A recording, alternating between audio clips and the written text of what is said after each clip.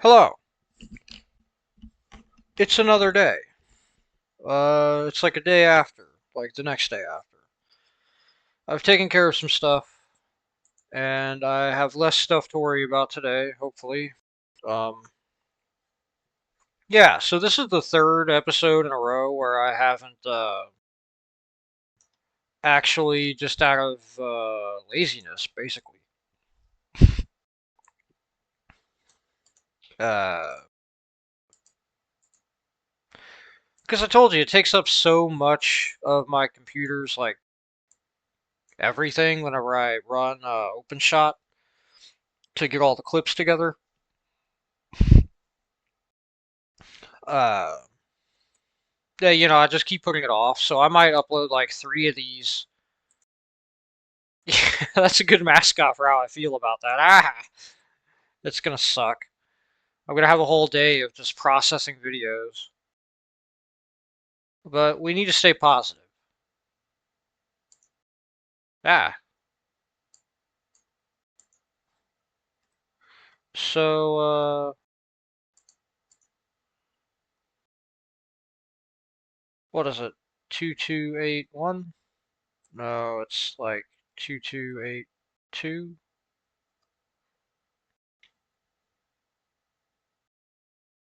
2227? No. 2221? No. Hold on. What is it? Yes. Okay. I can't do that so I have to copy paste it.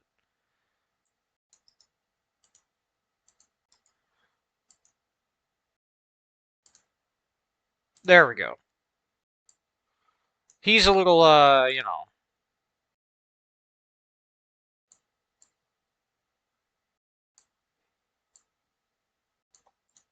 he's a little spread out. Let's get our mascot a little bit more. I mean, look, I don't want to be that guy telling him to lose weight, but we gotta have him a little less wide, if you get what I mean. All right. So our mascot for the day. This also accurately represents how I feel. Looking ahead in the book, there's some wild stuff, man. If you have Principia Mathematica, I I'd like you to turn over to very, very far ahead in the book. Yeah, yeah.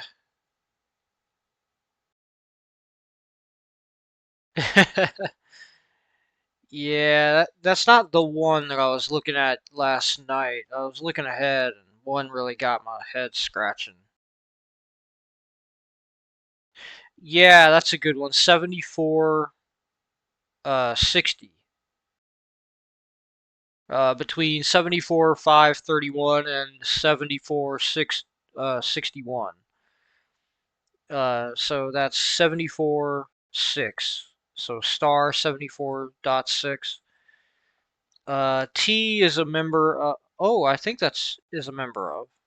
Yeah. T is a member of 1, 1, and lambda is included in the class of D of T, and kappa included in class of D of T implies, yeah.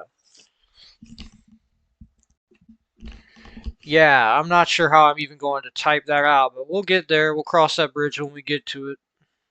You know, got to remember our little mascot fella here. I don't know how long I'm gonna go for today. I've still got stuff to do, but I'm in a much better mood. Um, I had chicken tenders and ribs from the deli. Really good stuff. Okay, well, since I solved the riddle of the Sphinx over here, and I have these all graphed out, and I added down here and decided I needed to put over here, at least for the next few, to make sure that people get it in their head, like what perm and associative and sum are, and how the substitution works. I think it's kind of good that I waited until now to do that in the series.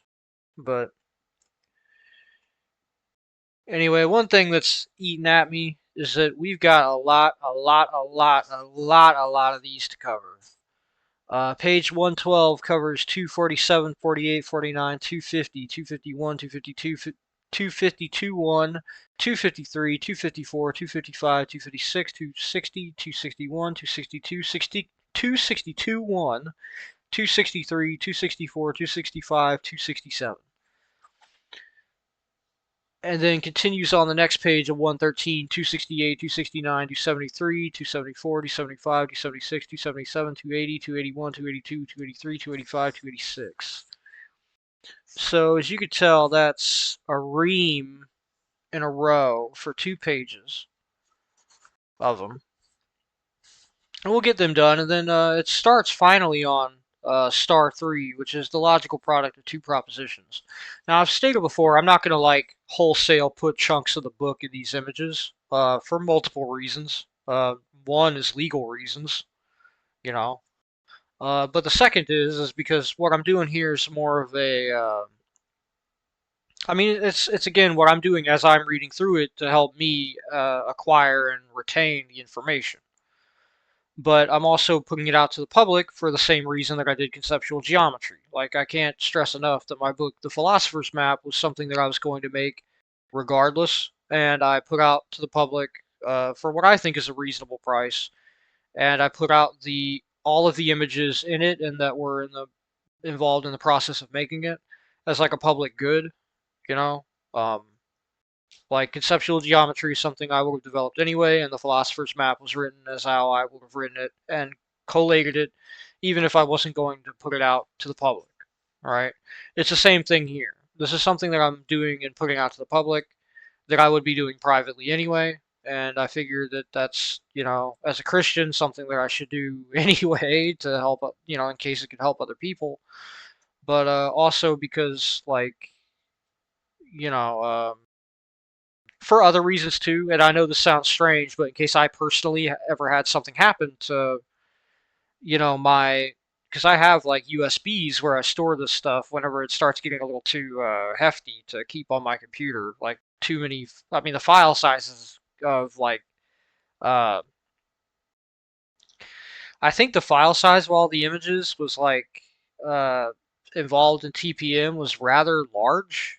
I mean, it wasn't nothing. And my computer, for what it's worth, like, even 500 megabytes, like a half a gig, is a lot because I don't like have a whole lot spare. Because I mean, for instance, Elden Ring is like 70 gigs, and then there's the whole thing where you're not, and I know this is getting off into the weeds, but you're not supposed to, on a solid state drive, have like basically the more room you have taken up, and this is what I was told, and this is what I've learned from reading. So I could be wrong. Like this is secondhand knowledge, you know what I mean? But from how I understand it, if you have a solid state drive, you should endeavor to keep it as clear as possible. Because like the wear and tear of a solid state drive that leads to it failing is directly correlated to how much memory is on it, like constantly. I've got Diet Coke with me here today as a honored guest.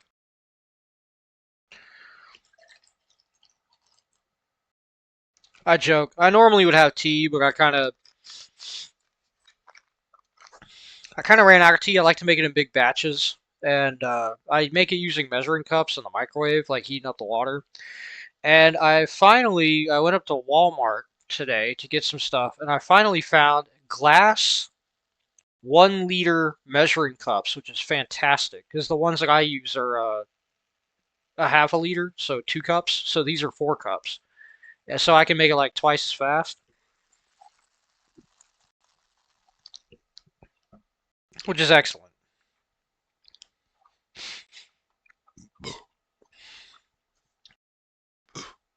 Anyway, so we left off at 231. 232 is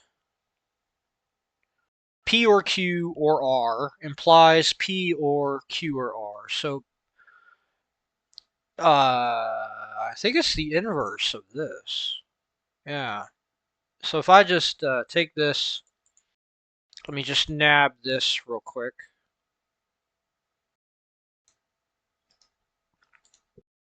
and then flip it.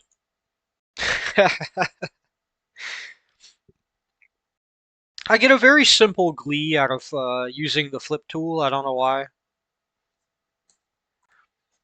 You know, as a kid, I really loved the Jack and Daxter games. I played the first. I played the first two. I only owned the second one, but I really loved mirror mode. I forget what the name of it was, but that the games where you played as the space cat guy and his robot buddy on PlayStation. I loved the mirror mode in games like that. I can't remember if Spyro games had that. I feel like they did for some reason. But I just love mirror mode stuff.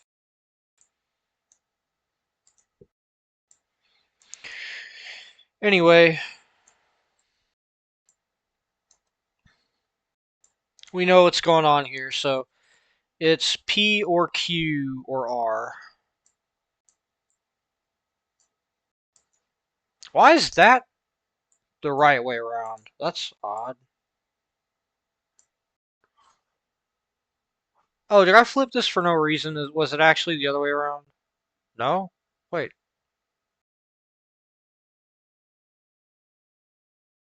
Hold on, am I just super dim? Yes, I am. Wow, okay. I am hyper dim. Okay.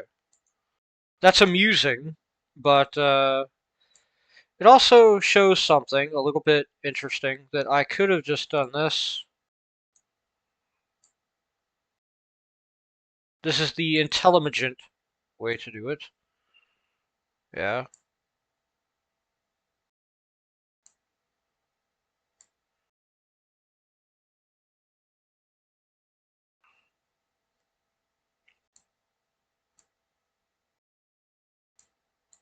There we go. I think that works. And then just put this over here. How about we just line it up with the other one and then we'll do, yeah. We'll do a little quick adjustment here. Just one pixel over. Drag this up. Move this over and we're good. Golden. Excellent. Fantastic.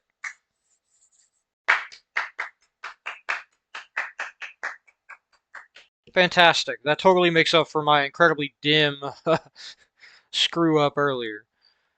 Now, does that actually P or Q or R? P or Q or R? Wow, that actually directly, wow. That says something though, doesn't it? That says something that that's exactly what it is. And it's even, yeah, everything is in the right spot. Wow, it's literally just a translation of this, huh? Okay. Well, let's get the as written up there. I'm not always going to add the as written, but I feel like it's important for, like, uh, I'll just continue to use the limit notation one as a sort of white space. 232 as written. But yeah, I feel like it's important for now at least to continue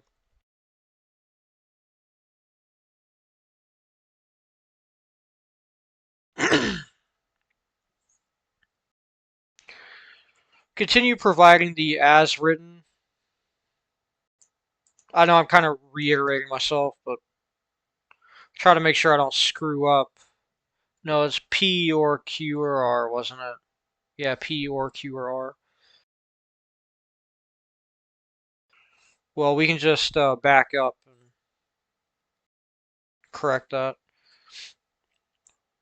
The reason why is because I feel that it was good to, in the start, have none of that in the original images to have none of that, and then now that things are getting a little bit more complicated, hopefully having that as like a resource for whoever's looking at these, including me in the future, that like I can look back at it and go, okay, this is how that works. I can continuously like ingrain it into my noggin, and hopefully anyone else going through these using them as it's meant to be used in tandem with the book. That's the other reason why I'm not going to just recreate the entire freaking book, other than obvious legal reasons. Is like it's meant to be done with the book. Like you're supposed to be reading this with the book. Like these are images that you go, okay, 232. I look at the book. That's what it looks like in the book. This is what it looks like in the graph. The graphs. You know, this it's an additional, not a replacement.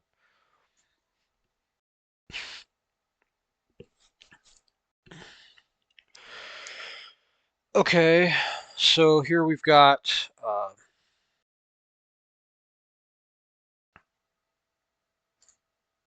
Go ahead and type that out. Perm P or Q over P.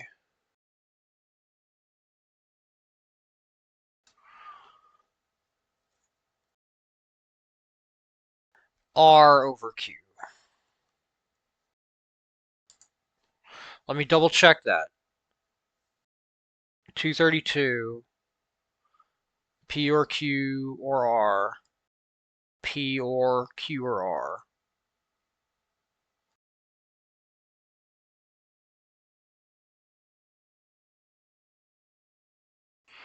Okay, and then perm P or Q over P, and then R over Q. Excellent. All right.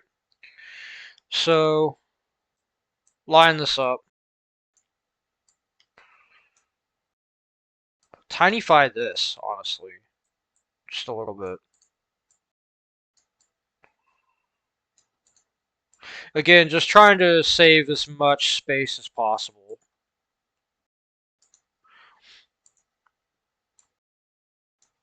Speaking of, get that down to 5 pixels, the optimum pixel thickness for any boundary setting.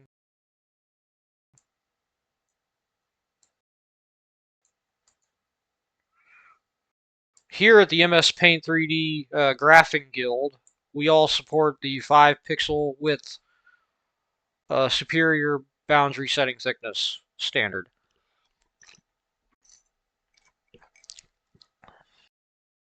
Okay.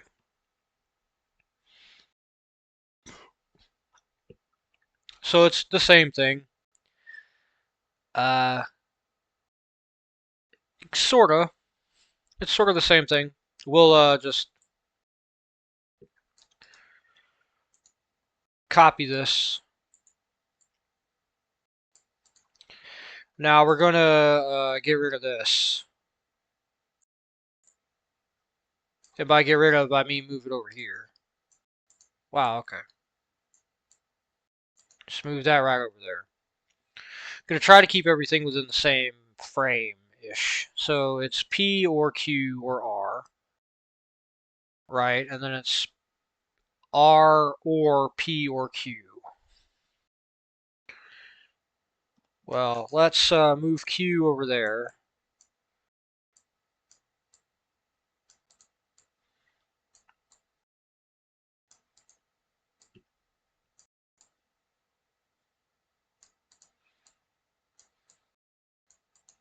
And that's not going to imply, it is an imply, okay.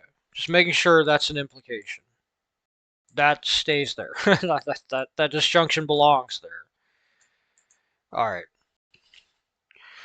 Now, here's where we get into another, oof. Okay, that's going to be a little grim, but here's where we can take this, right? Because this is going to come, this is coming up again. Honestly, I should probably just um, template that. I mean, I almost hate to say it, but I need to template that.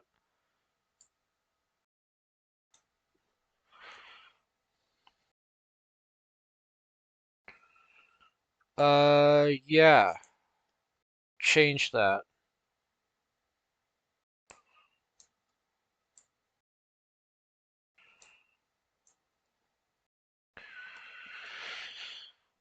Okay, the thing is that here it's yeah, I'm gonna have to bust this down too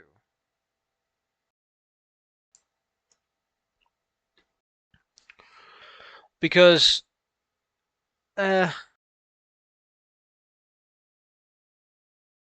yeah, because it's specific to this spot, so I'm gonna need to bust this down as it is, and then actually, what would work is going like this, copy, move this out, move this out, paste, cut this off.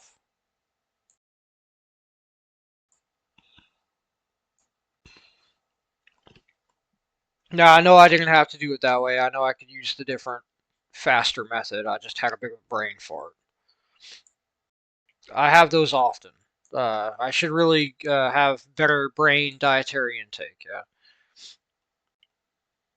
Anyway, what we need is a darn it, I forgot it for that too. That's kind of an oversight. I'm not gonna make that oversight again. Uh, but yes, I did make an oversight there on that one. Because what I need to do is attach this. I forgot to attach something to the other one. I'll change that now.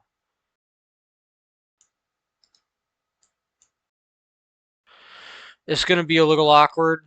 Uh,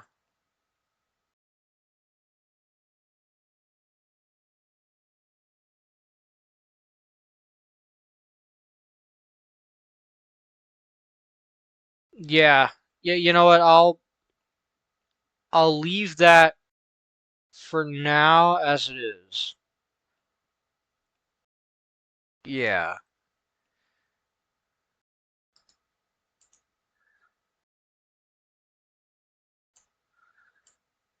yeah, huh?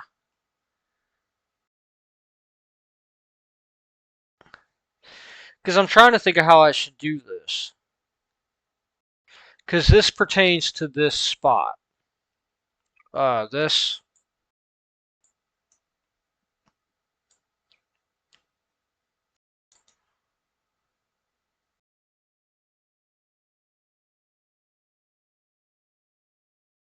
and that is the assertion. Like that is the starting assertion. I guess it's okay if I have it boxing the whole thing,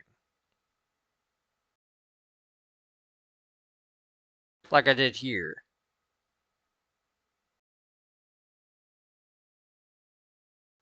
Yeah, I guess I'm just gonna have to live with that.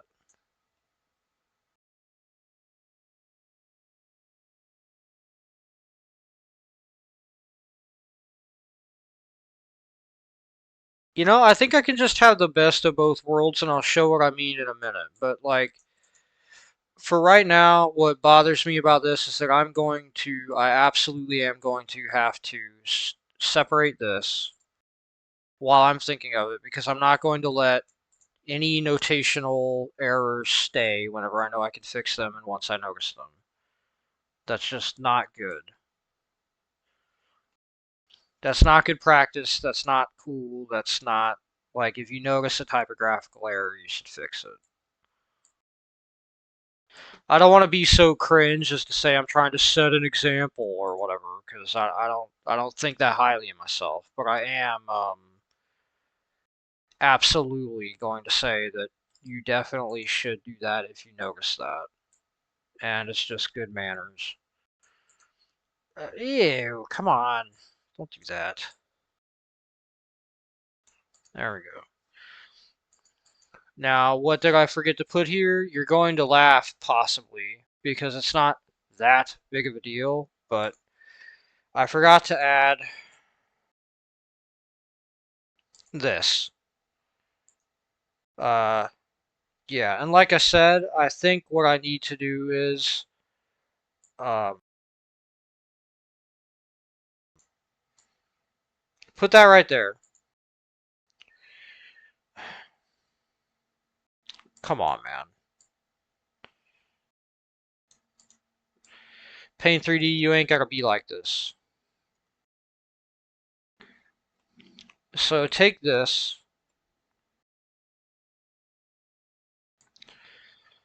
You know, it stinks. It's gonna make the image even larger whenever I go to replace it, and I will replace it momentarily. It's going to stink for that reason. It's not going to be fun.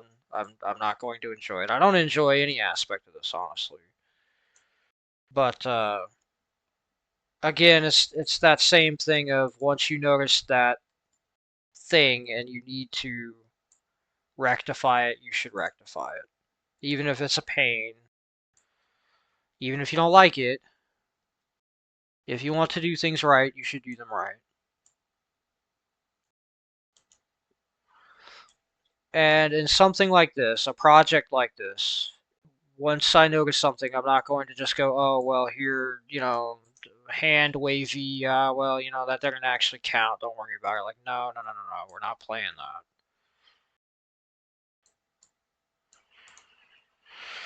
Especially not when it's as simple a fix as doing this. Grim as it is, right? So here's the deal. This is basically what I'm going to do with the other one. Is that this is going to get boxed in by itself to denote the very important note, and it might seem minor to you, and I can understand, and I wanted to write it off as minor myself so that I didn't have to do all this extra finagling, but it is not minor, it is adding this, right? So I need to put that in a little box to be consistent with the notational change that I made to boxing these, right? And then I need to put this up here.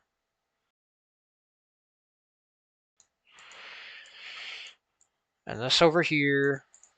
And now I can reassemble this, essentially, right? Like putting together Legos. I just gotta snap it all back together the way it was, right? Now I'm gonna have to take this off and figure out where each segment is going. I need to get this up off of here, too.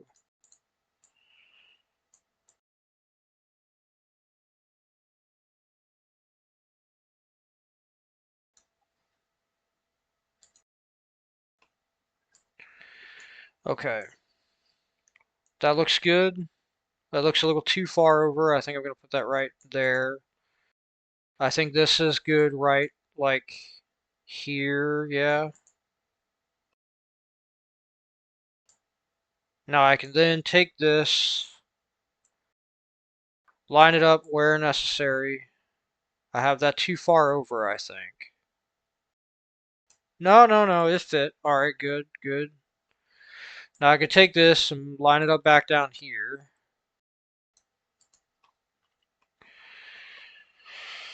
Line this up with what's at the top. Let me make sure I'm not colliding with anything. Move it over a fair amount. And if you wonder why I leave those little spaces, that's why. In case I need to edit, I can just come back and literally disassemble it, like I just did, you know? Now I can move these over.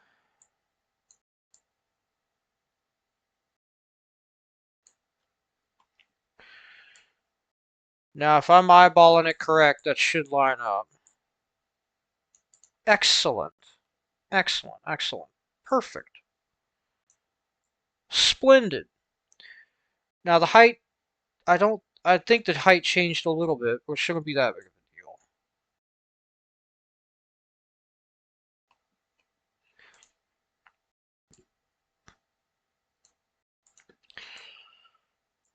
Go ahead and have that come up, have this come over.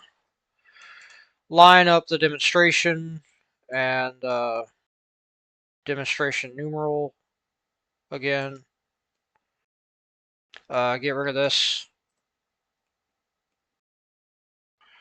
Alright, now just hide that.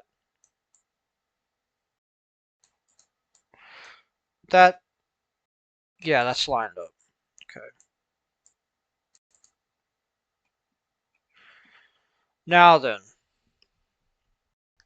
put everything back and I will remember to fix that later.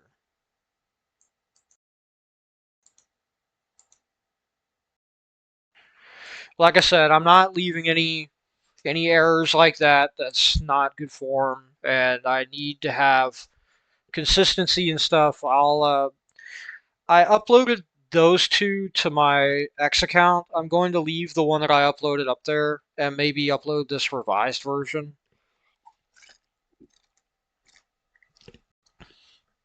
or something.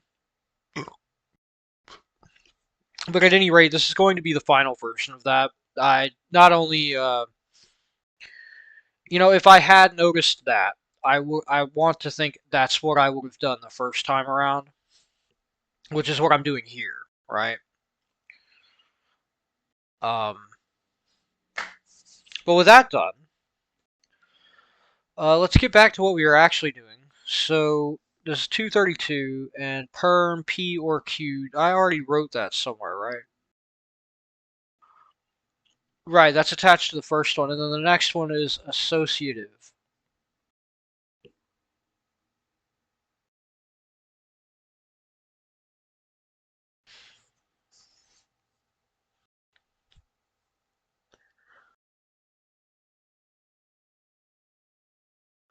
They didn't put dots after these.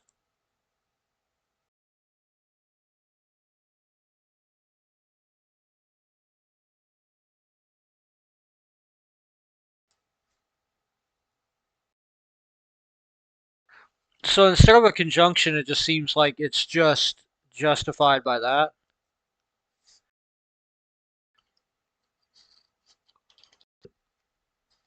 Because reminder, the dots are logical connective. So like, if you see this, and I guess I'll type this out as the note, but like,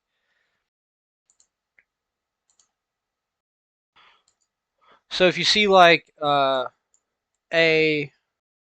well, you wouldn't see a, but like if you see p dot q, that means p and q, right? Same thing. So what's written here is just to type the whole thing out. Again, we'll use this as white space.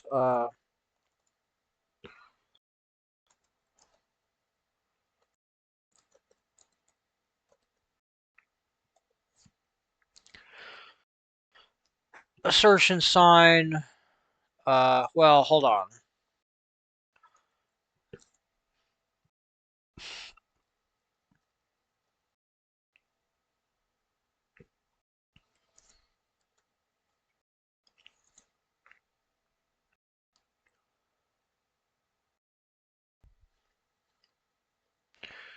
Wrong one. 22A2 colon P 2228 or Q 2228 or R 2283 R 227. That's wrong. 2228. And then it's P or Q.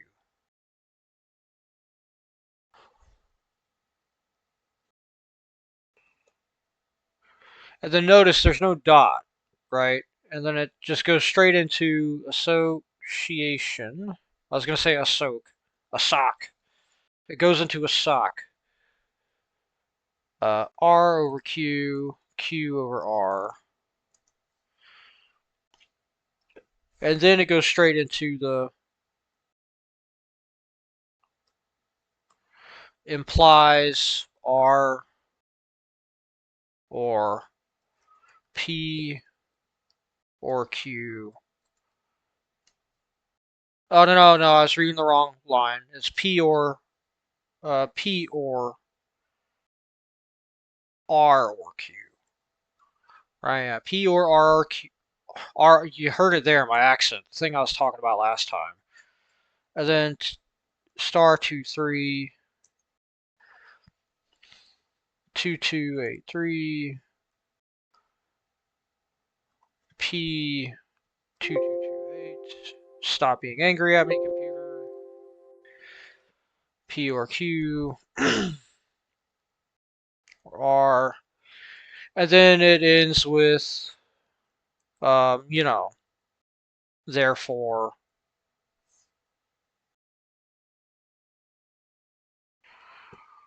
therefore prop.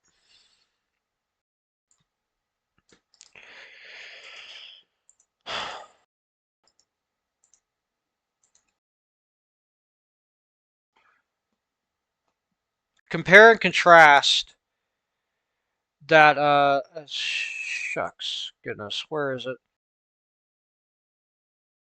The dots at the end. Yeah.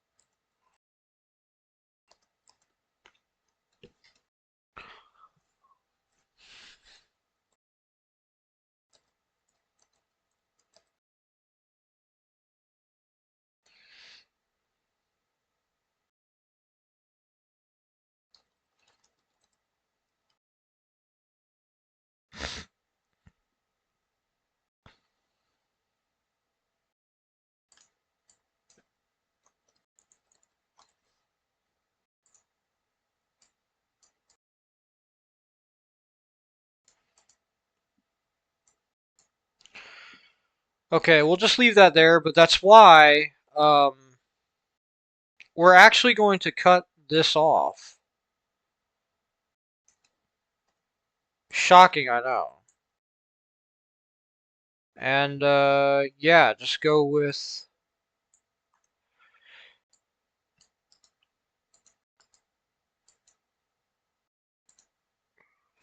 this. Now that I've noticed that.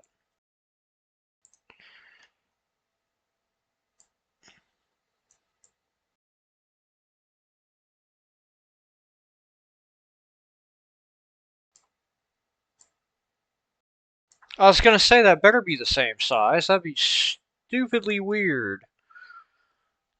Otherwise, okay.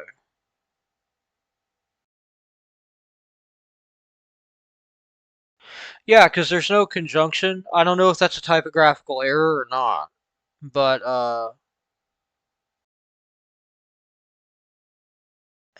yeah, I'm just gonna write it that way.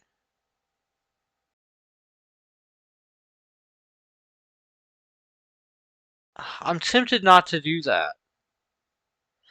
But I feel like they wouldn't just forget to do that. I'm going to scan ahead and see if there's any other spots where they specifically drop the conjunctive at the end in a series like that. Uh,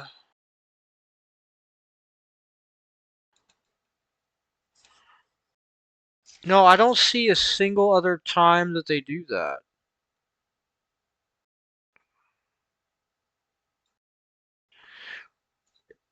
I have to maybe give go out on a branch here and assume that that's an accident. That that's like errata.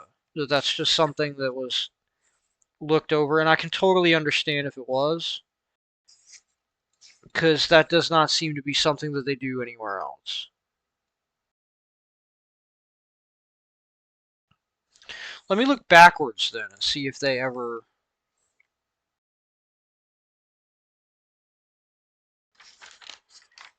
See if they did that in like the prior earlier version of that same notation.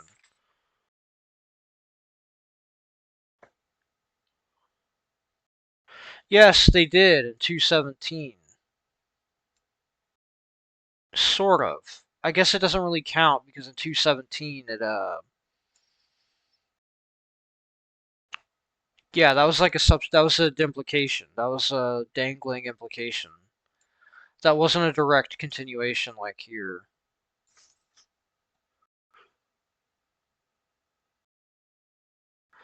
That looks for all the world to just be a weird, weird, peculiar errata. Like that's just a strange typographical error.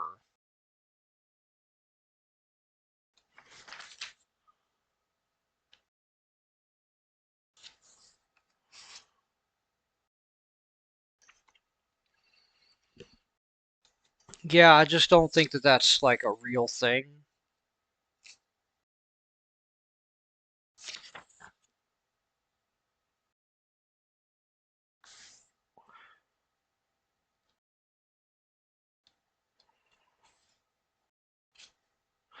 I mean, 422, for instance, on page 122, so star 4.22. P is equivalent to Q, and Q is equivalent to R, implies P is equivalent to R. That's got 6 steps, and each one has a conjunction. 515 on page 129 under miscellaneous propositions. So that's 5.15. The assertion is P is equivalent to Q and P, no, rather, P is equivalent to Q or P is equivalent to not Q.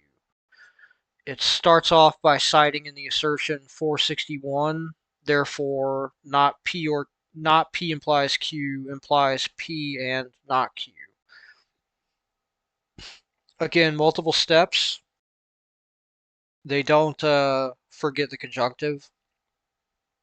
516 starts with 326, therefore P equivalent to Q and P implies not Q implies P implies Q and P implies not Q. They give the conjunctive into star 482, and then, that implies not P for 1. It doesn't look like something that is actually meant to be there.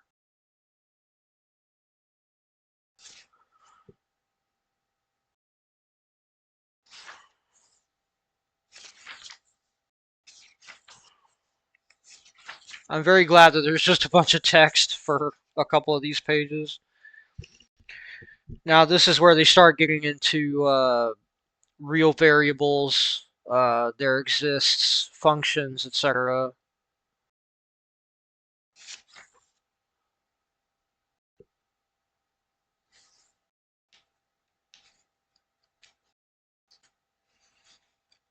This is the real, like, this is the median stuff that's going to actually give me a bit of a headache whenever I get to it. Reading through the introduction page to page and like understanding, like making sure I had a competent understanding of what I was reading has equipped me, I like to think, for the rest of this book, but it doesn't mean it's going to be any easier whenever I finally get to this stuff. So we're into theory of one apparent variable, page 147 on 10.22. So that's 10.22. It starts off with there is an x and phi x and psi x is equivalent to there is an x, phi x, and there is an x for psi x. Because I'm pretty sure you'd read that as there is an x for phi x and psi x is equivalent to there is an x for phi x and there is an x for psi x. And then that goes down into 10.1, therefore there is an x for phi x and psi x. It implies phi y and psi y. And then that still has the conjunctive. Every single other step on that has the conjunctive. Again, I'm just making sure that this is a typographical error and I do not see it again, like at random in any part going forward. And I don't think I do. I think that is just a strange typographical error, I have to assume. Oh yeah, I mean, this is where you get into the real gobbledygook on page 163. It looks like the kind of stuff you'd see on, like, in an ancient scroll at the bottom of a wizard's tower. All these Greek letters and italicized X's and Y's. But yeah, here they still have the conjunctives on the ends for each step. And the appropriate conjunctives too that scope, like, how much of it is actually going into the referenced, like how much in particular pertains to what is being shown.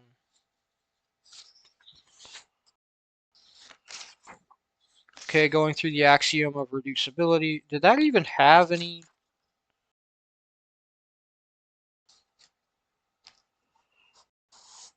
Wow. Goodness me. That's something else. This is kind of the thing, is that whenever I think about how daunting this is going to be to do all of the book, I then do try to remind myself that, like, for instance, star 12, right, is pages 168, 169, 170, 171, 172, 173, 174, and 175. And guess what? There's only two theorems, 12.1 and 12.11, like 12.10 and 12.11. In an entire 7-page span. It's just reading. It's just normal reading. Sometimes there's entire pages of theorems, and then sometimes it's mostly actually reading, like a normal book. I'm sorry, I have to look up what the actual, because I don't want to say that to just sound vulgar.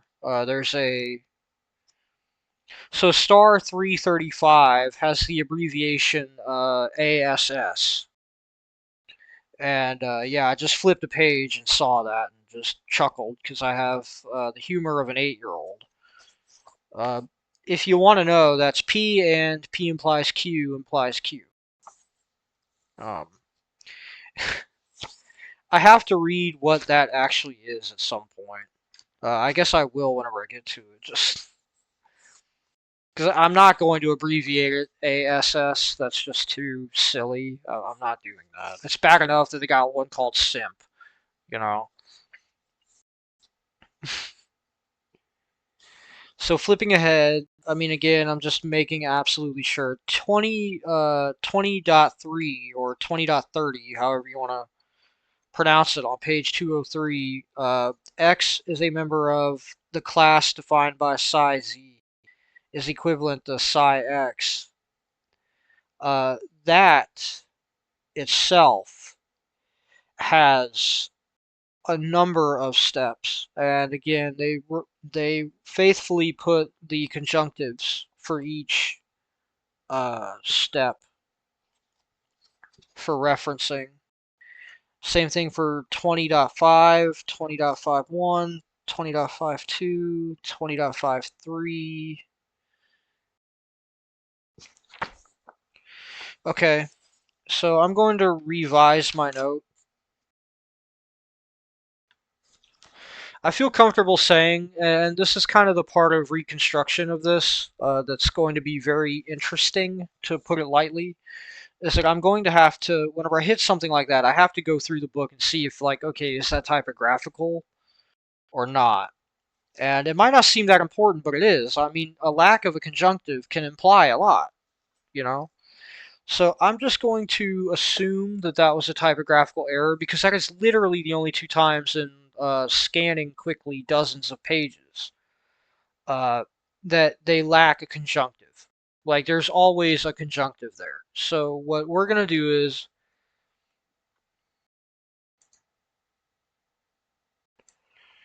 um, I'm going to retype that.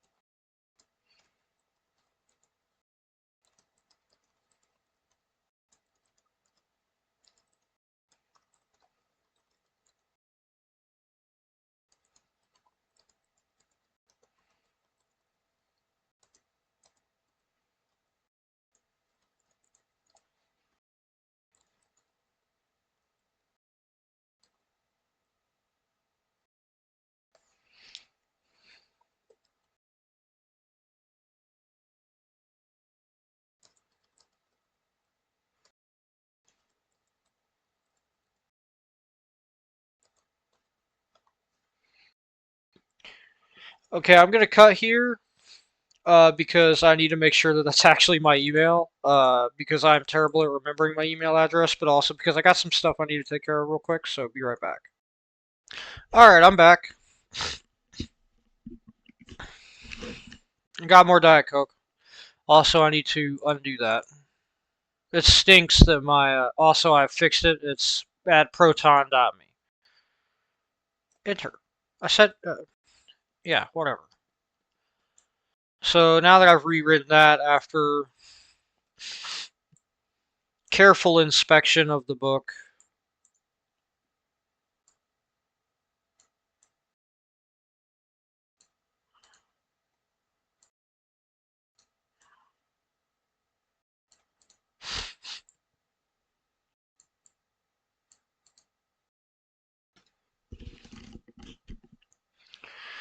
Alright. Well, like I said, after careful inspection of the book, I believe what I actually need to do is exactly what I had the first time and just treat it like I did before because, yeah, that seems to be an oddity, like a typographical oddity, which is interesting. Like, don't get it twisted, I find that fascinating, but it's also not good. Um, It's not good because that's the exact kind of thing that can cause confusion, as you just saw. And I'm, like I said, just going to treat it as some kind of strange error.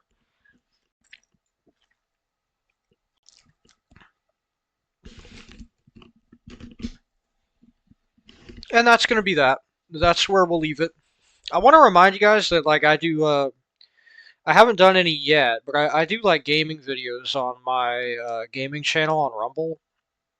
I'll probably set up a gaming channel that I'll link to here on YouTube. I kind of have one, but I don't have anything on it at the moment. Uh, I used to, but the reason why I got rid of some of that was because I used to cuss a lot, and I figured that wasn't a good idea to have on a,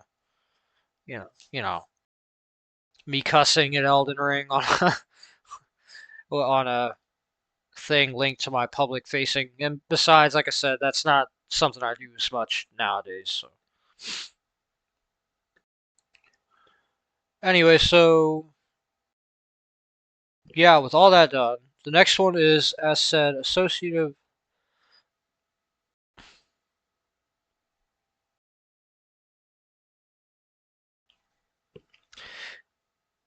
There's another. I don't know how I read that wrong.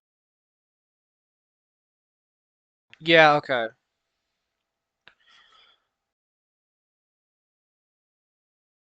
I read that wrong. It's actually associative R over P instead of Q over R. I read the wrong row. I'm telling you, man. My ability to keep up with rows is terrible. It's terrible. Associative R over P, P over Q, Q over R. Wow. I was reading the one for 231, and I don't know how, like, even I don't know how I did that. I'll just level with you. I don't know how I did that. I genuinely don't know how I did that. But I'll just, you know,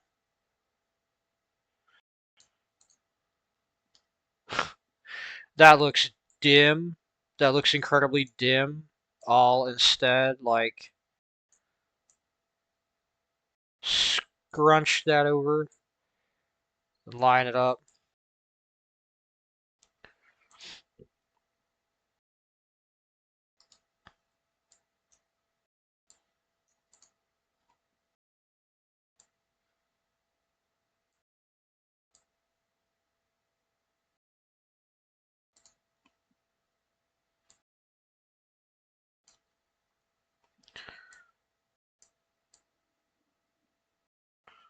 I hope you can't hear that on mic, but if you can hear that on the microphone, that is funny.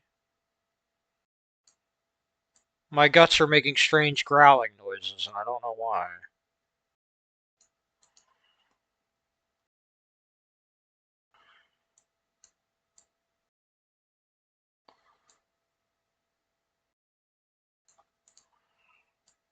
Yes, I am manually adjusting this.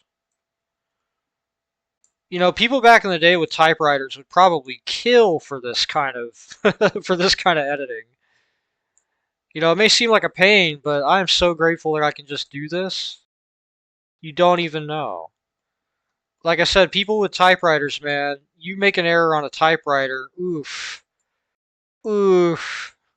You want to talk about pain? I cannot imagine having to deal with that. And here I can just slide the words around.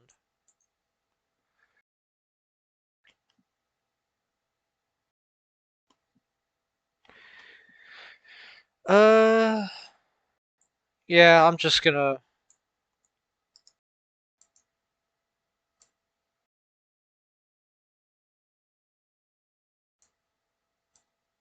It'll make reading this very funny if you watched this series and you actually know know that that wasn't there that way originally. That makes it very, very funny. Okay, yeah, alright. Well, now that I'm looking at it on screen, let me type it out properly.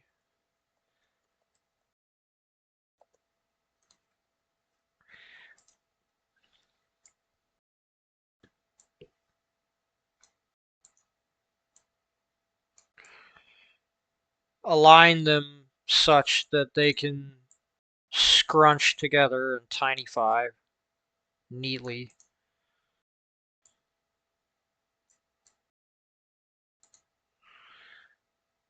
Eh, the alignment on this is doing my head in, but I think I got that aligned right, sort of. I think the bottom one is left shifted.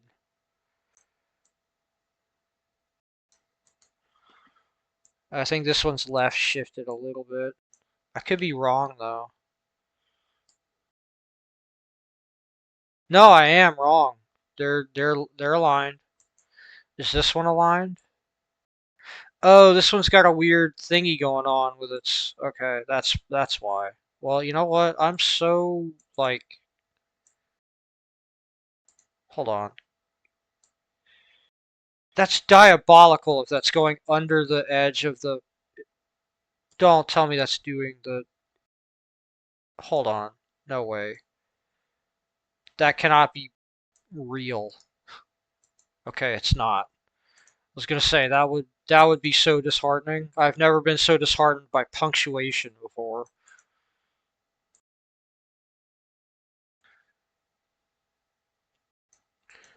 This legit is though on this one, isn't it? How did that come out so weird?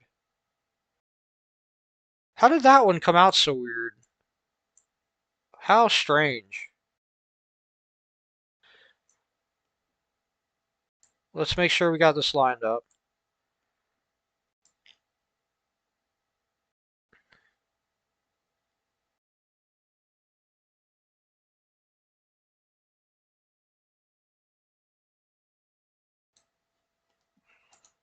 Okay, there we go.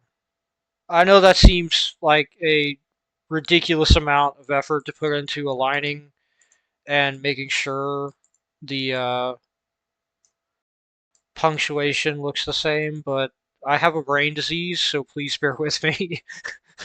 That's all I can really say about that. Is please bear with me. I have a brain disease. It's called undiagnosed OCD. Okay. Now that we've dealt with that public display of embarrassment, let's tinify this appropriately so that it can fit here. Tinify it a little more, just a tiny bit more. Tinify it. There we go. Okay. Let's just copy paste this.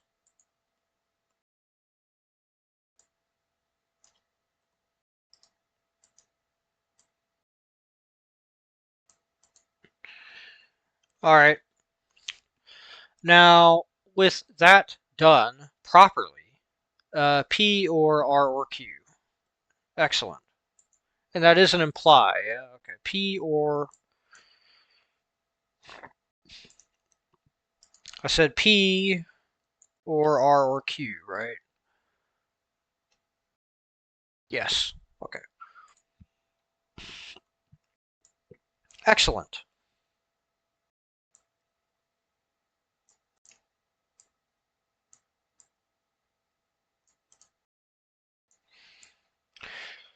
Excellent.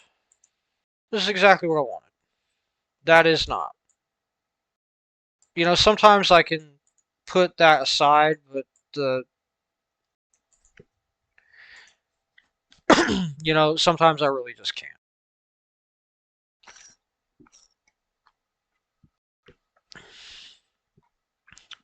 Secretly, this is a documentary about one man's struggles with OCD.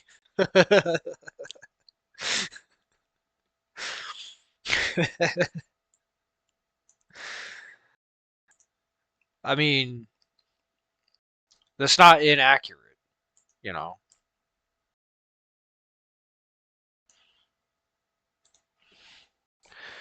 And then that's the one before it, so get the 3, and then I need to go get the Gaz numeral for 4 after I, yeah, spatialize that. That's the wrong word, but it's the one that came to mind. Okay, thankfully this is just 2.3. Box that. Don't need to tinify it. It's small enough already. Thankfully. Maybe I should tinify it. Just sideways tinify it. Squash it a little bit. Now that we have that done, go over here and get the numeral 4. And the thing is, I might go nab guess numerals 5 and 6, but I don't think it'll ever get beyond, because this right here is the Gaz numeral for 30. If you're wondering what that sign means in Gaz, it's the Gaz numeral for 30. Whenever I was looking at Gaz in the last episode on my phone and I had to do it on my phone because my internet was out for hours, and uh, yeah, thanks Comcast. But the reason why is like I was just looking at the different Gaz characters with the alt codes, and I didn't realize that that's what it was on the alt code table. It just had the characters, and it is a character that looks like no other characters in a written language that looks like no other written language to begin with. So it's unique among uniqueness. Like it's a what's the word? Oh, come on. There's a special fancy word for stuff that's like unique among unique stuff.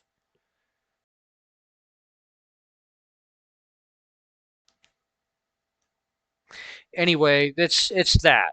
It's a unique character among a set of unique characters. So the other thing is I don't think I'll ever get up to 30. There won't be a situation in which in this book, in any of these books, like volume 1, 2, or 3, where I'm going to need the character 30. Okay, that if I do, something has gone horribly wrong. Um, yeah. I hope I won't regret those words 2 years from now whenever I'm working on volume 3, but like, yeah, I want to believe that I will never need the Gez character 30 to stand for 30. And even if that happens, I'll just use the characters 20 and 10, right? And then 20, 10, and 1, and then 20, 10, and 2, and so on. I'm not going to use the character 30. There's no reason necessarily to need to do that. Anyway. And besides, if I get into that deep water, I could just go as like one. I think the character is like Ha. This one, like you know, yeah. The point is that I can use the different. I'm trying to learn the names of them, by the way. I think I mentioned it the other day, and I'm gonna butcher the pronunciation, but the ordering of them. You know how you have like A, B, C, D, E, F. The ordering of the Gaz characters, if I'm not mistaken, from Wikipedia is called like the Halahama. The Halahama. It's pretty cool, actually. You should look it up. It's again, I'll put it on screen here so you can go Wikipedia it. As.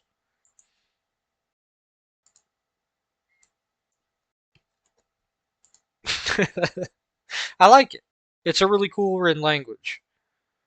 Uh, yeah, it's just really cool. Like genuinely, it's really cool. Yeah, like I really, really, really like it. Just the idea of it, and also how it works and everything that I've read about it. What little I've read about it. So this is P or Q or R to stop mucking around, stop chewing the fat.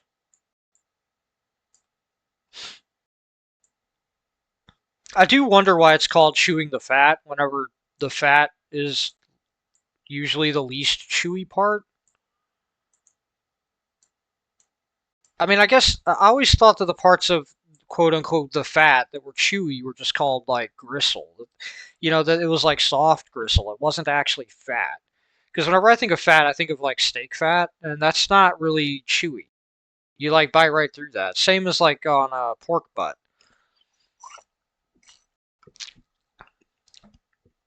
Anyway, I think that's it for this one. Only took me about an hour. Oh well. Anyway, gonna need to start up here to make sure that I encompass the whole thing without. Again, as you saw before, this is so that I can cut, copy, paste, edit the structure, all of that. That's why I do it this way. It's not just a stylistic choice, it's a functional choice to do it this way. So, and my abdomen is making strange noises again. I don't know why. I didn't eat anything particularly weird. I tried these from the Dollar General, uh, these really cool like barbecue Cheeto puffs. They're like uh, they're like off-brand Cheetos, but they're way better than normal Cheetos and they're way cheaper. It's kind of incredible, actually. Like I'm not even gonna kid here. Like they are stupidly good. And I'm not really sure how to feel about the fact that like off-brand barbecue Cheetos, and they're like the Cheetos puffs too, not the hard Cheetos. They're like the really good Cheetos, the ones that are like eating packing peanuts, like cheese flavored packing peanuts. The really good ones. Yeah, it's just great. Yeah, I don't know how to feel about that though. That like they're better than regular Cheetos puffs. It's kind of almost disturbing that that's the case. 232, page 110. Yep.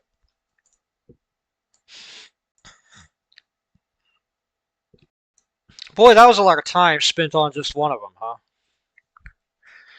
I mean, half of it's because I'm sitting here yapping.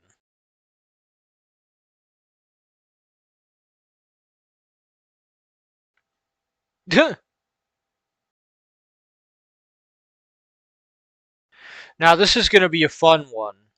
Um,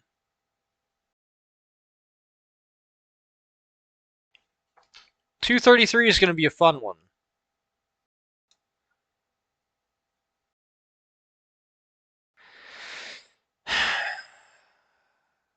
This is going to be the first time I've had one that is more than, it's not just binary. And this is something that I'm kind of dreading. This has got a pit in my stomach.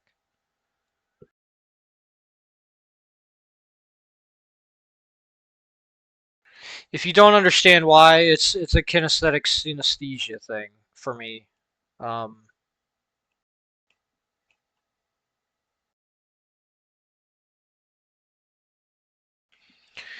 okay, well, what I'm going to do now, I'm going to delete this, save a couple things, delete this.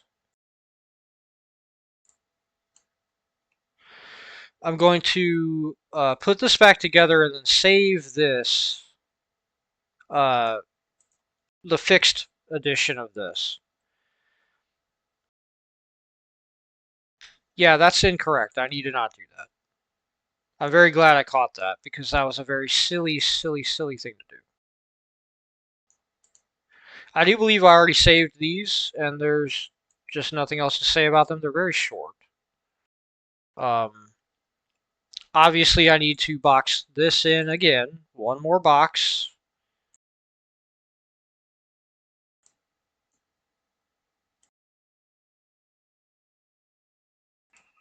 Ignore the mysterious rumbling within my stomach. And it's not even my stomach, it's oddly coming from like my liver. Again, I don't know why.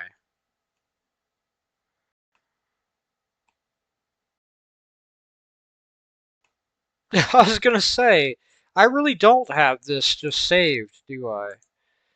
I need to just put this up here in the miscellany category. Yeah.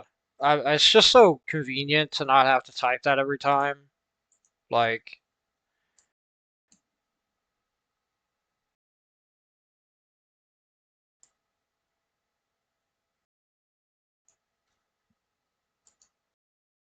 again, I don't know if you heard that or not. That was exceptionally loud.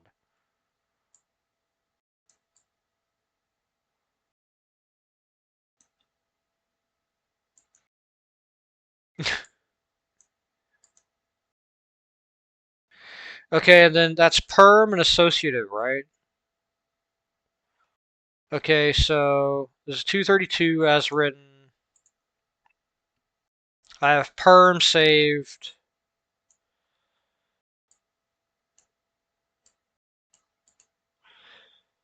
So I should put this first down here.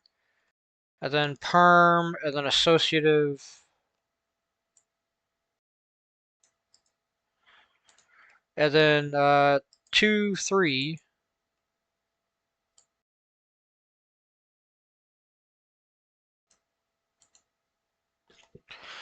And what is 2 star 2, 3?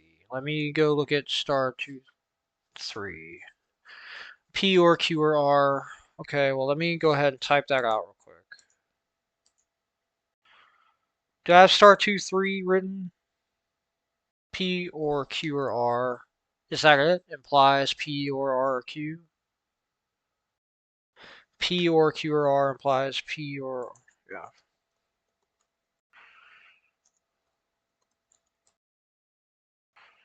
P or Q or R implies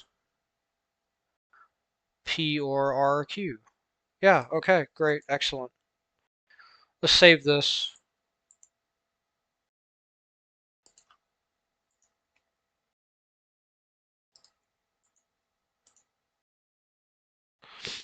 Again, I want to add these just so that people going through this, like, I'm going to stop doing this at some point kind of soon in the book, like in the series of graphs. I'm just doing it so that it becomes clear what exactly is going on in the graphs, so that whenever I do stop doing it, right, like it's no longer necessary for me to do that.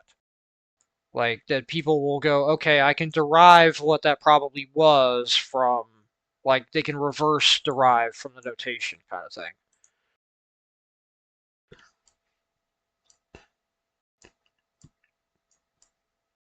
Okay, well, I'm going to save this as a separate new meta chart. I always save them in pairs, by the way, in case I save over one of them. And I'm probably going to open. Uh, I'm stretching, by the way, and cracking my knuckles. You know, normal things.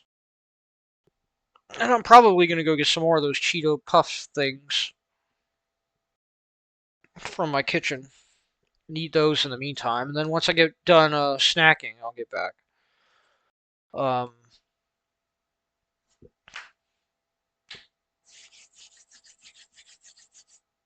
yeah, I think that's about it. And then whenever I get back, I'll delete 231. I'll keep 232 again as like a resource and as a comparison thing for me to kind of keep a grasp on how my notation has evolved. That's also why I'm saving all of these meta charts, by the way, as I go, so that I can know, like, in the future what I'm dealing with and what I can basically keep a tab on how I've progressed as a sort of, I mean, how else to put it? It's like a series of steps, like evolutionary steps. It's like a fossil record of how I've adjusted how I graph these things. Anyway, be back in a bit, maybe. I don't know. Now that I look at it, it's getting a little late. I didn't think it took me that long, but this might be it for today's episode. Just doing 232 for now. I kind of want to do 233 real quick So I think I'll go ahead and do that because this one is short but complicated. That's the way to put it, I think. It's short but complicated. And you'll see why I say that in a moment. Let me go down here and nab this. Yeah, this is like perfect.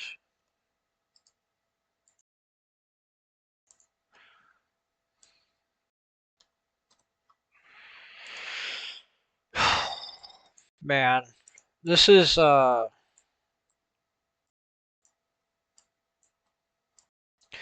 little harrowing because like I said, this may not make sense, but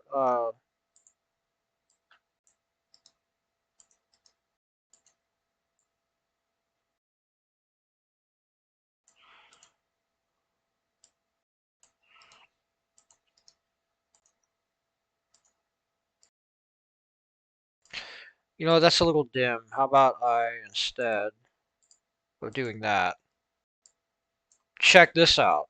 You ready for this? Yeah. How about actually I just take this and I put it up over here in the miscellany so that I'll have it whenever I need it to build chains of these freaking things because I'm going to need them.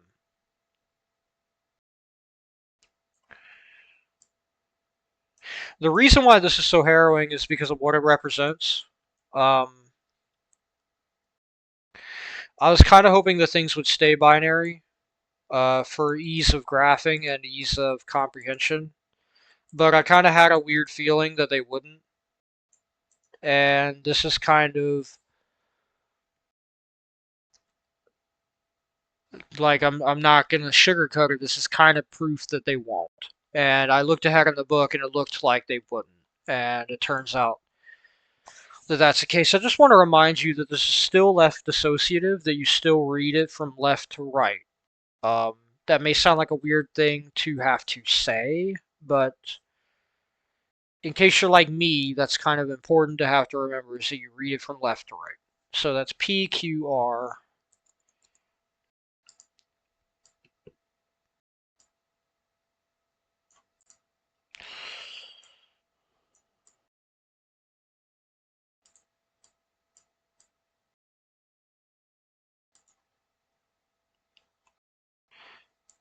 It looks like notes on a musical score. What the heck? Line that up. Yeah. It should be is equivalent. No, it's identical to P or Q or R.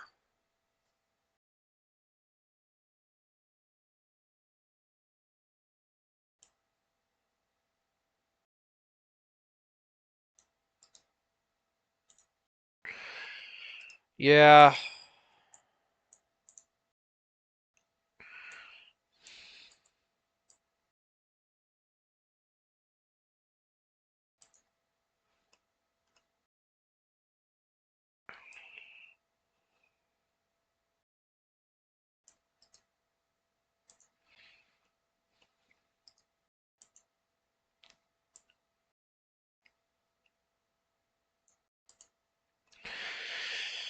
Yep, yep.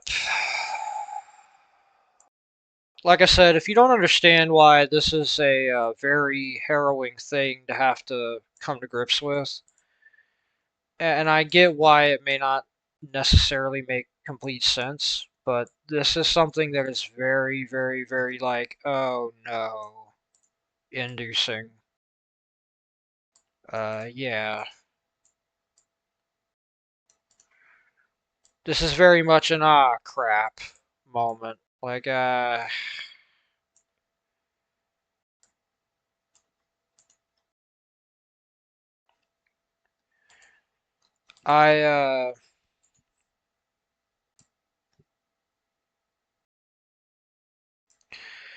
like I said, this is not something I can really sugarcoat, but that increases the complexity of this project by a lot if I have to deal with that, and it also increases the complexity of like, because essentially the more compact, like irreducibly complex things are, the more my ability to spatialize it is bound.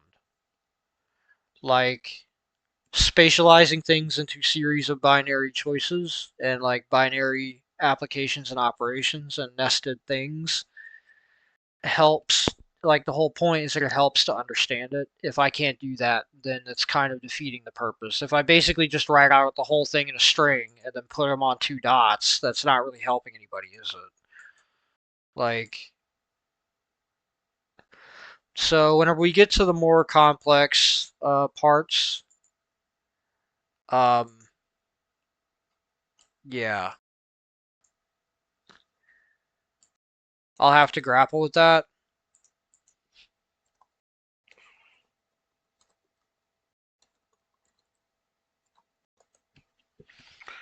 Uh, P. It really is right because it's a definition, right? There's not even an assertion. I guess I should put df over it. Uh,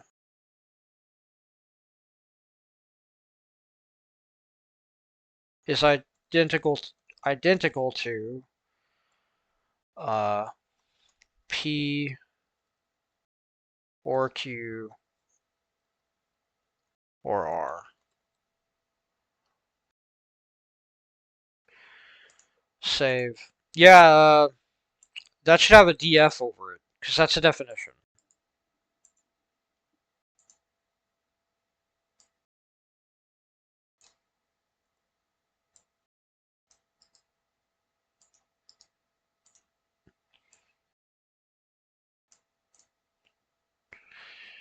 I'll have to like make that clear here.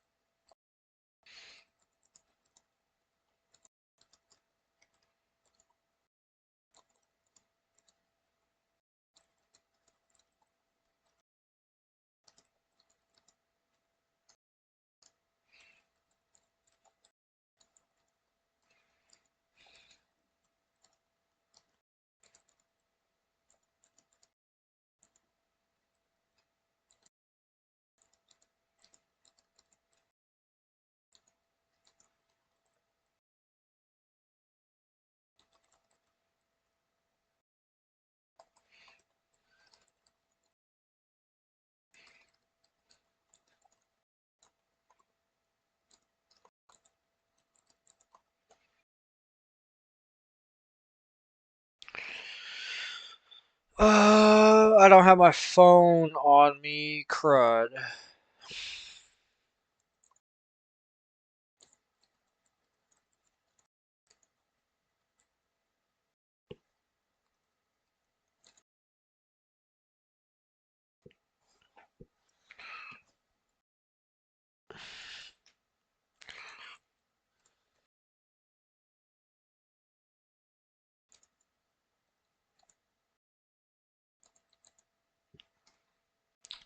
I don't call it a string.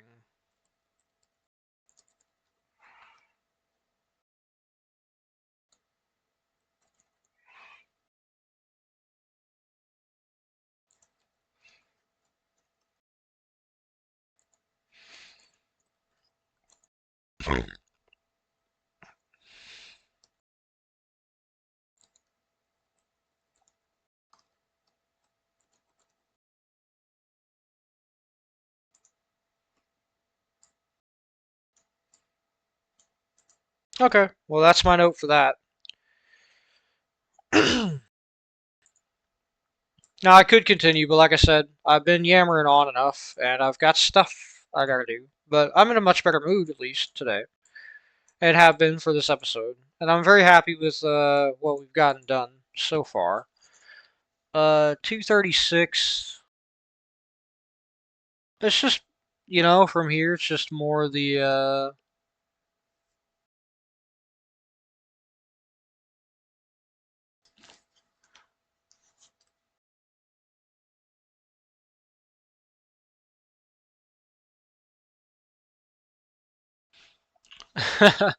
I'm laughing because there's like a whole couple of paragraphs of text after 238 that I gotta read.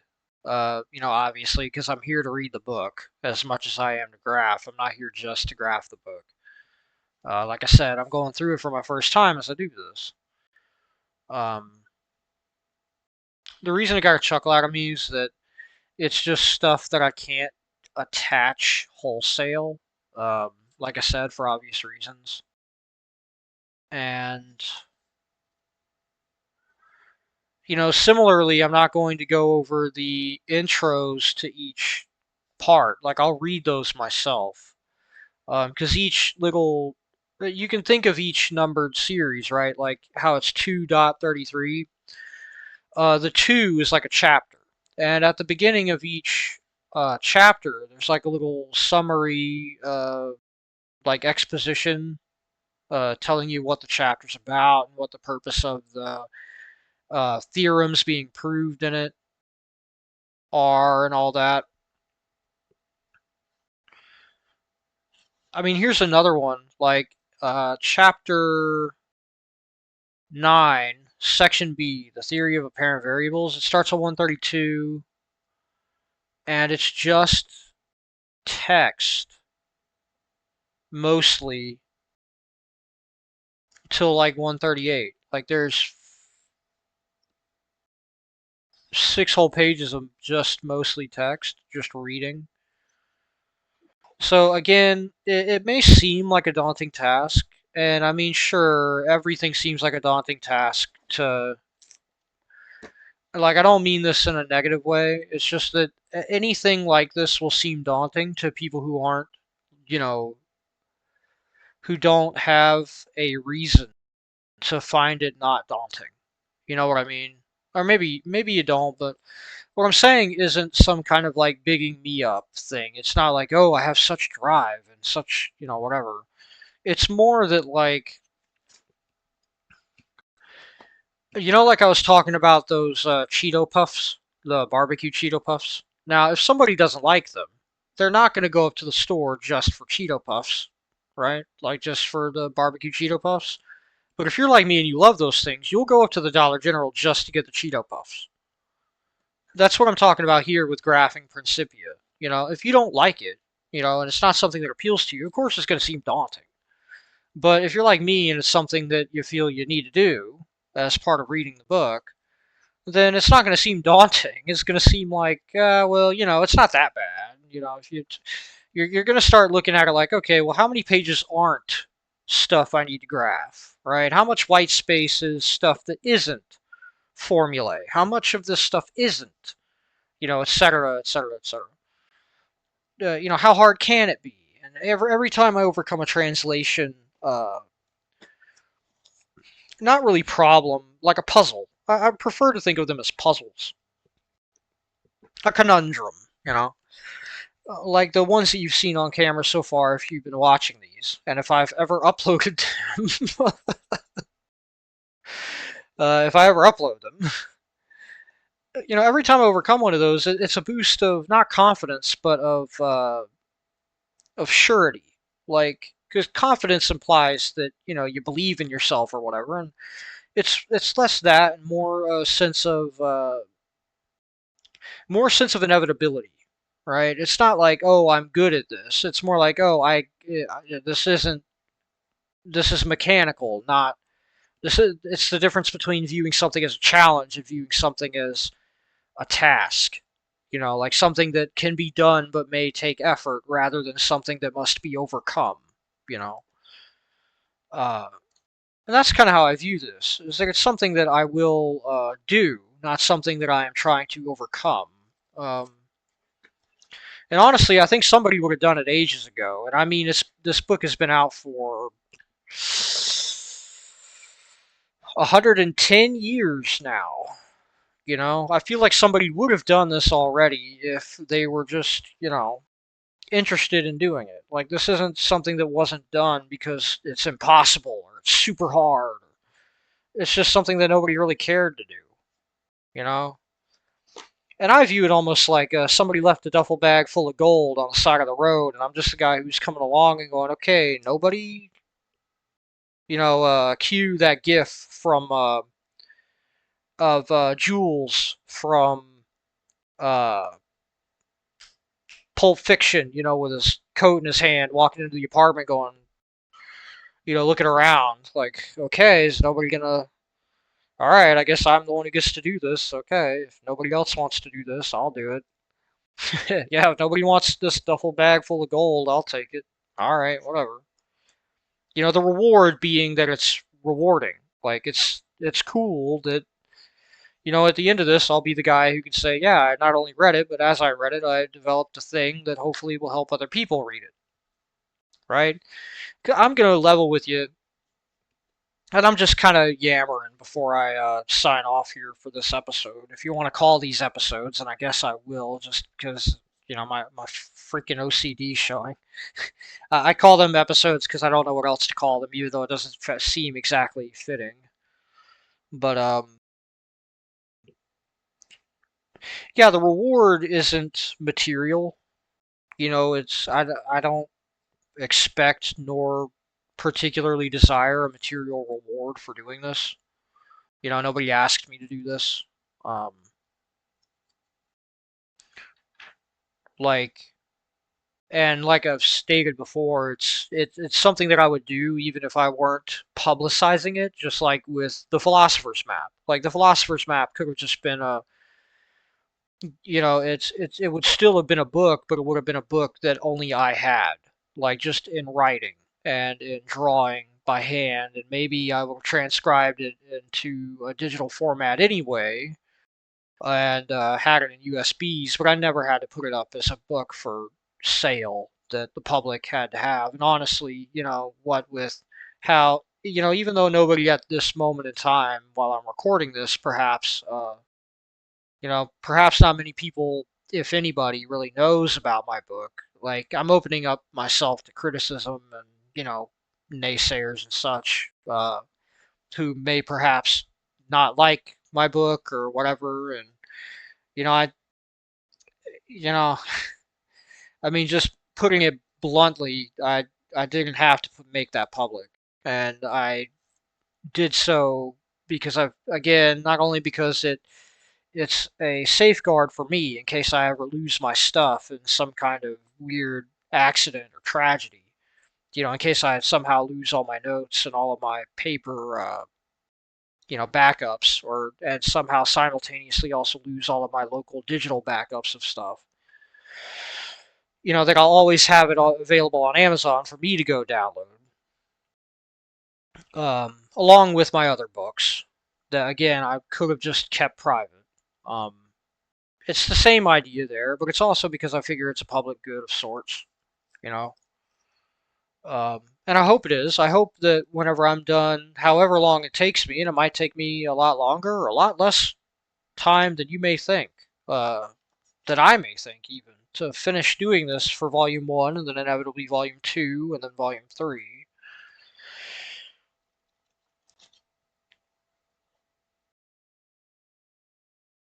But the reward is knowing that I did it, that I didn't give up, that, I did something that may help others, and that I did something that, um,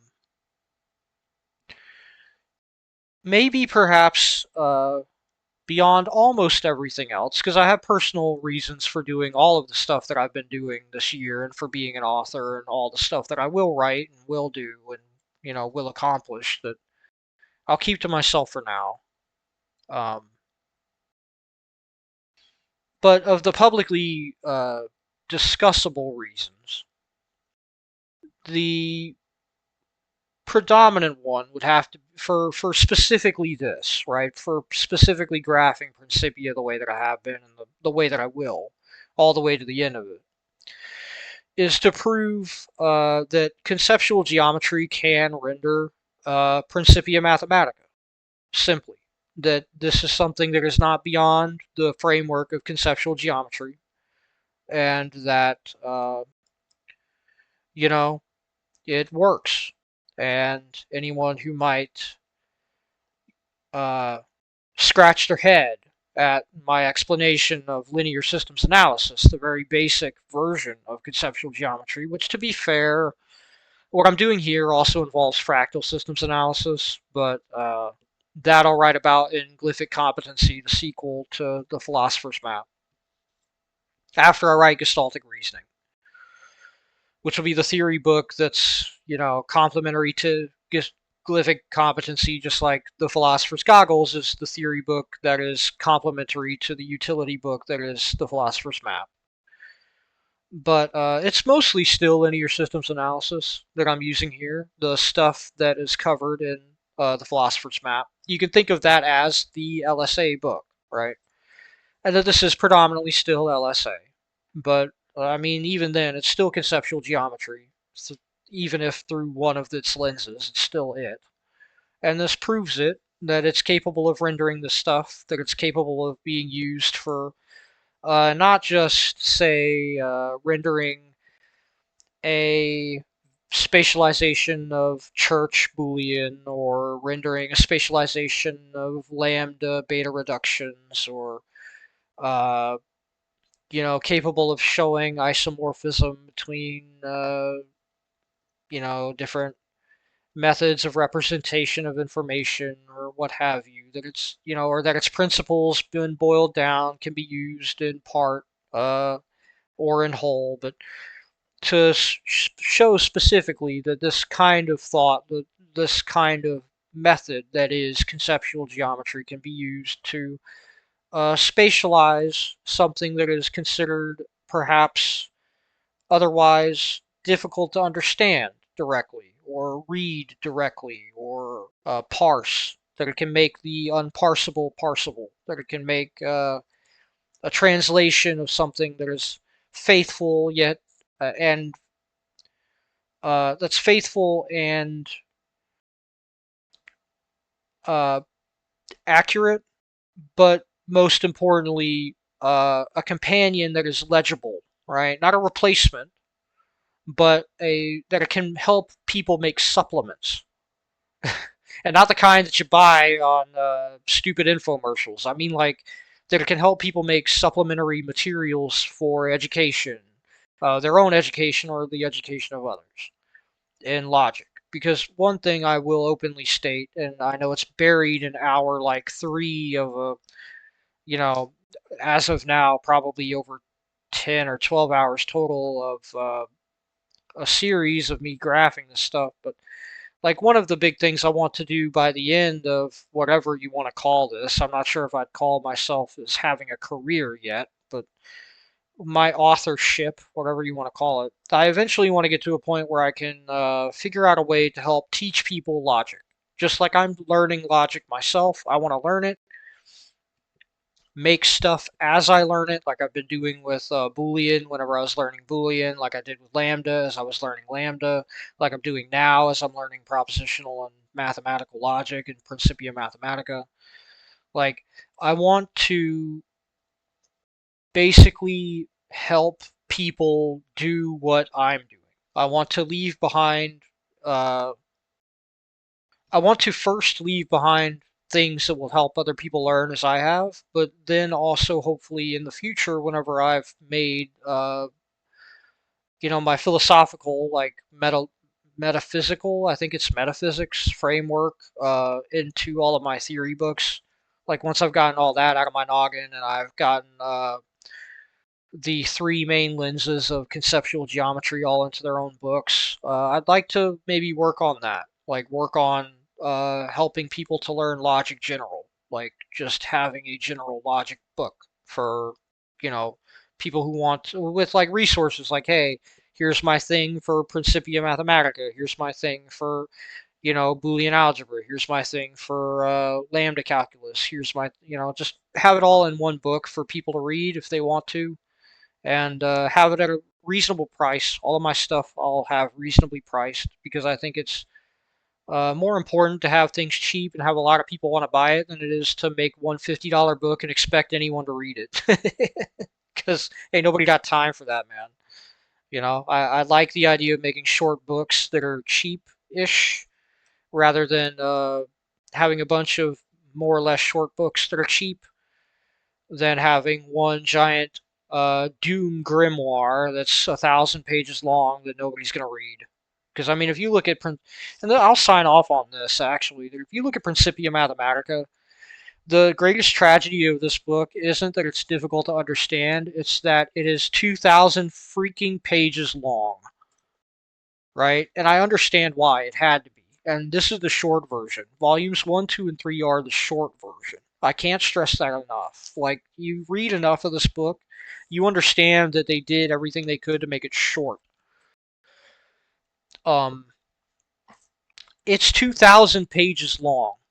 It's over, if I'm not mistaken, it's something like 650,000 words long. Uh, I'm not sure how that's counted, mind you, since most of it isn't words. But what matters is that it's over 2,000 pages long, and I'm not sure how many images that'll be. Right? I'm gonna level with you. I'm not sure how many images that'll be. This might end up whenever I'm done with volume 3, whenever I've got the last graph made. It might be over 2,000 images. It might be 3,000 images. It might, because I mean, you got to remember each of these is. I'm not sure how many, and I guess I could look it up, but I'm not sure how many individually itemized theorems with a little asterisk next to them there are. However many there are, that's how many images there's going to be, man. And why I say that that's a tragedy is that if they had somehow managed to write, like, a little book, and I know this may sound stupid, but hear me out. If they had written the whole darn thing, and instead of separating it into 3 volumes, hear me out, they had made the introduction, and then for like every 20 stars, like 20 asterisk units, they had made a book. So that it was like, I don't know, 20 volumes or something like that.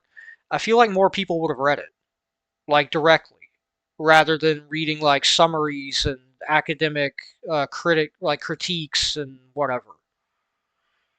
I think it's a tragedy that apparently most people who know of this book never read it. Like, words can't really describe to you the emotion that I feel when I say that.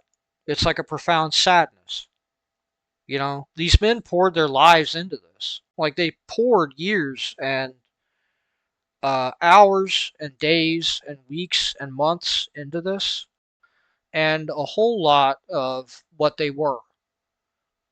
I say that as a man who did that for 4 months to make the philosopher's map, which was something that I made as a uh, original from first principles from my own noggin system. The first book of that system. Uh, like, I kind of know what that's like. And it's really sad that nobody read this book. And hopefully, my graphs help people to do that directly rather than getting it secondhand and third hand from people who've read it and then went on to do stuff with it or to tell others about it in shorter books where they make it more concise. Because I'm not sure, I'll level with you. This is my first real book on formal logic or philosophy, even.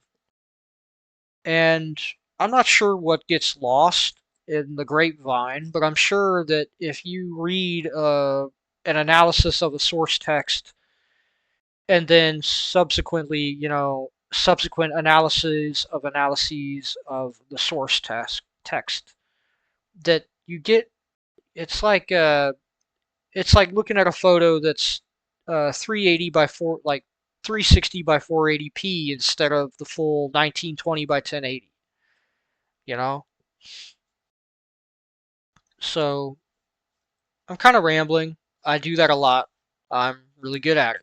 Uh, Stream of consciousness stuff. I've got a lot to say if you'd believe it. Um, so I'll try to truncate this and just say that, yeah, I hope people actually read this. Like a lot of people. Like, I hope more people read this. And I hope my graphs will help people read it. Because I can't stress enough that what I'm doing here isn't trying to replace the book. and that's, I'm reading it, right? Like this is stuff that I'm making while I'm reading it. And hopefully that'll help people whenever they're trying to read it, right? Anyway, like I said, I've got to go for today and I've yammered on long enough. So yeah, that'll be it for now.